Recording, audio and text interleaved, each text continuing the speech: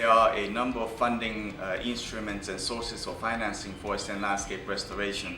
These include climate finance, which includes voluntary carbon markets, REC+, as well as adaptation funds, and development cooperation through development banks, as well as international agencies, non-governmental organizations, including national and international ones. There are also environmental funds that are available in some countries. And there's of course the national resources and budgets.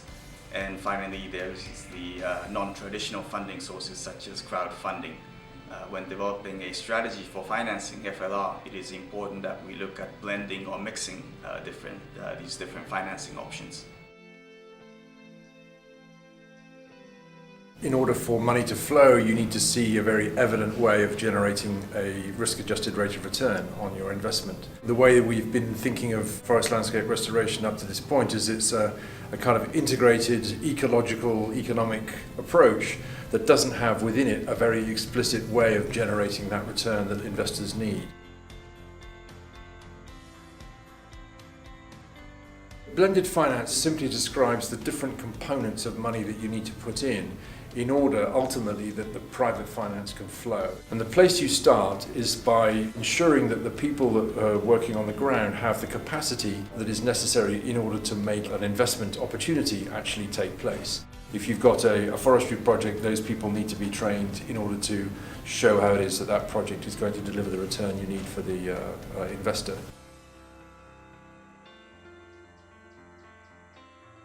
Most of the degraded area have been already occupied by local people, whether or not through the customary or statutory tenureship.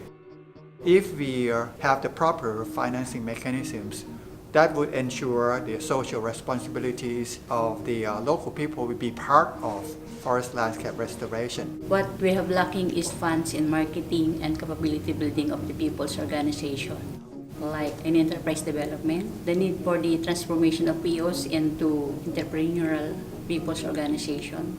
If they have their income, they will not resort to the illegal activities. A second piece could be an investment that comes from a public finance institution that is prepared to lose that money if it means the presence of that money brings in the private finance at the end.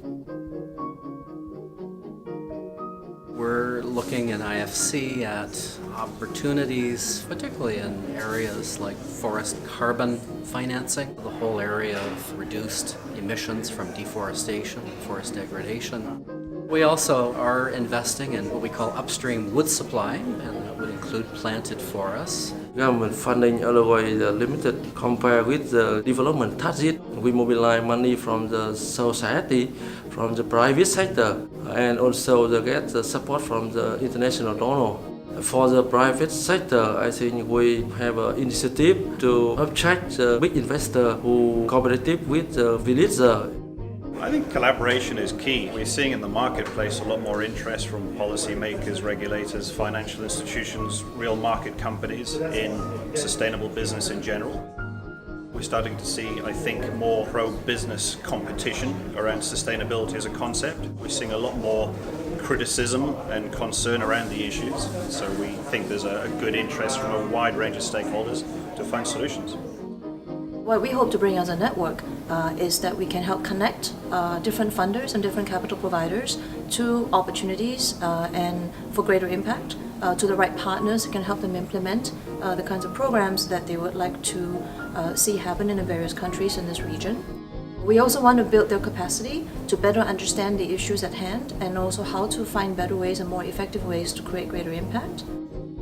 We have to ensure the sustainability of the livelihood of local people will be maintained in supporting the ecosystem and also at the same time producing or generating more forest products and services for the society. We want investment in nature to be something that finance institutions just do because it's the right thing to do, because it'll make the planet habitable in 50 years' time, but also because it's a place where they can go where they know they're going to get returns. And that they would put money there in the same way as they would put money into investing in a road or whatever else it might be.